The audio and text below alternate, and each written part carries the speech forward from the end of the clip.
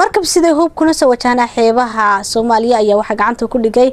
ciidanka badda ee wadankaasi Faransiiska sidoo faafaynta warka nooga eegay wariye Maxamed Muuse Tarsan ciidamada ilaalada badweynta Hindiya ee laga leeyahay wadanka Faransiiska ayaa waxa ay qabteen markab nooca xamuulka kaasi oo waday hubka noocyadiisa kala duwan waxaana la sheegay inuu ku soo aadanaa Soomaaliya markabkan ayaa waxa aragtay mid kamid ah diyaaradaha helicopterka loo yaqaano taasi oo ay iska leeyihiin ciidamada caalamiga ah ee ilaalada badweynta Hindiya ciidamada wadanka Faransiiska ee xilligan ilaaliya badweynta Hindiya qaybteeda waqooyi ayaa markab baaritaan ay ku sameeyeen waxay ka heleen hubka noocyadiisa kala duwan kuwaasi oo ay qayb ka ahaayeen boqolaal kamid ah qoryaha gacanta laga tuuro hubka lagula dagaalamo taangiyada iyo qoryaha darandooriga u dhaca ciidamada Faransiiska ayaa baaritaano dheeraad ah ay ku sameeyeen markabkan waxay ka heleen hubkan oo la sheegay inuu yahay mid aad u fara badan waxay kala ogaadeen inuusan markabkani haysan magac wadan oo laga aqoonsan yahay ciidamada ilaalada badweynta Hindiya ee laga leeyahay dalka Faransiiska ayaa waxay gacanta ku dhigeen markabkan iyagoona u cuskaday sharciga cunaqabataynta ee hubka ka saaran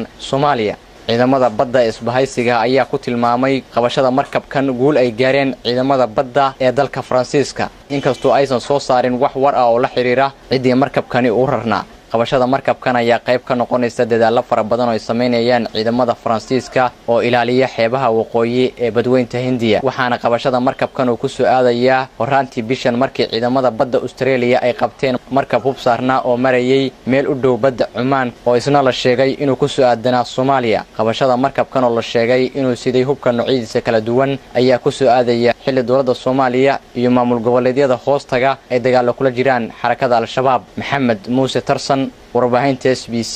Boosaaso